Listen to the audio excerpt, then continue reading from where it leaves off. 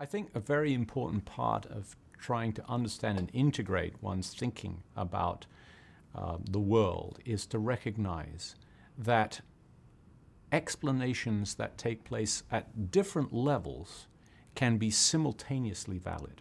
So what I mean by this is science tends to adopt a reductionistic policy. In other words, it tries to explain higher level or more complicated things in terms of lower level, simpler types of things. This is a very successful way of trying to understand the world, and it underpins much of what we do in science.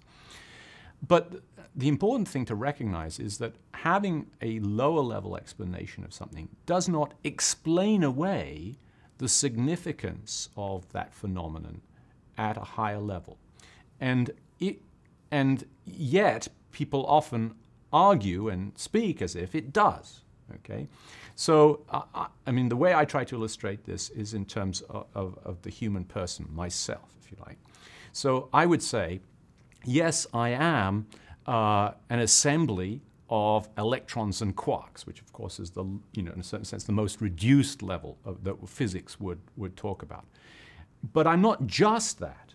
I'm also, an assembly of a variety of different chemical species, carbon and oxygen and nitrogen and calcium and so forth. I'm also a biochemical factory, which is governed by, the elements of DNA and the cellular mechanisms. I'm also an animal, a mammal actually, with hair and with warm blood and so forth. I am also a person with desires and loves and fears and experiences.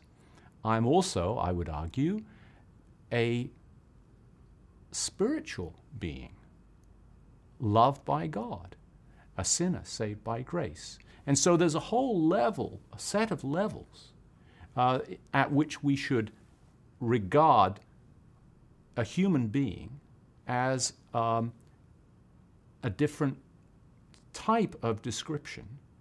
None of those levels of description rules out the other levels. They're all simultaneously true and valid and valuable, but they're valuable in different ways. And so it's important to know, the basis of physics. It's important to know the basis of biology. It's important to know about humanity, and it's important to know about things of the spirit. And these do not, any of them, rule out one another.